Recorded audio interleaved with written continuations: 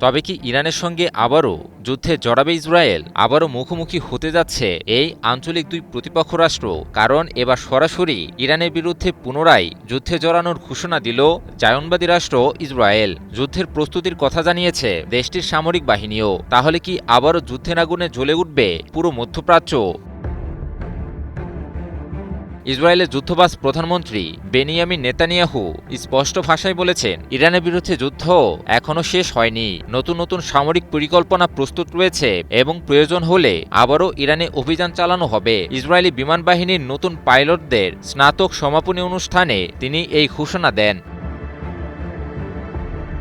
Netanyahu বলেন, যুক্তরাষ্ট্রের সঙ্গে চুক্তি হোক কিংবা না হোক, ইরানকে কখনোই পারমাণবিক অস্ত্র অর্জন করতে দেওয়া হবে না। একই সঙ্গে তিনি দাবি করেন, যুক্তরাষ্ট্রের সামরিক সহযোগিতা ইসরায়েলের জন্য একটি বড় শক্তি হিসেবে কাজ করছে। একই অনুষ্ঠানে ইসরায়েলের সেনাপ্রধান ইয়াল জামিরও বলেন, ইরানের বিরুদ্ধে সামরিক অভিযান এখনও শেষ হয়নি। তার ভাষায়, নতুন নতুন পরিকল্পনা ইতিমধ্যেই প্রস্তুত রয়েছে এবং সামনে আরও বড় সামরিক অভিযান অপেক্ষা করছে। এজন্য সেনাবাহিনীকে সর্বোচ্চ প্রস্তুত থাকার নির্দেশও দেন তিনি।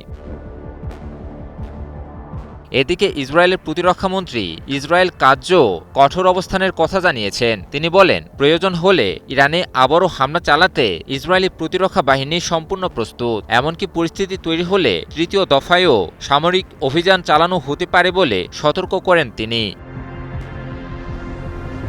শুধু ইরান নয়, লেবানন ইস্যুতেও কঠোর অবস্থান নিয়েছেন নেতানিয়াহু। তিনি জানান, সীমান্তবর্তী জনপদগুলোর নিরাপত্তা নিশ্চিত না হওয়া পর্যন্ত দক্ষিণ লেবাননের নিরাপত্তা অঞ্চলে ইসরায়েলি বাহিনীর উপস্থিতি অব্যাহত থাকবে। এর মধ্যে মার্কিন প্রেসিডেন্ট ডোনাল্ড ট্রাম্পের সঙ্গে টেলিফোনে কথা বলেছেন নেতানিয়াহু। দুই দেশের মধ্যে চলমান সামরিক সমন্বয় বজায় রাখার বিষয়ে তারা একমত হয়েছেন বলে জানিয়েছে ইসরায়েলের প্রধানমন্ত্রীর কার্যালয়। বিশ্লেষকদের মতে, ইসরায়েলের এই নতুন যুদ্ধ ঘোষণা এবং ইরানকে ঘিরে চলমান উত্তেজনা মধ্যপ্রাচ্যের পরিস্থিতিকে আরও অস্থিতিশীল করে তুলতে পারে। ফলে যে কোনো মুহূর্তে আবারও বড় ধরনের সামরিক সংঘাত শুরু হওয়ার আশঙ্কা উড়িয়ে দেওয়া যাচ্ছে না। ইমন আলী, নিউজ 24।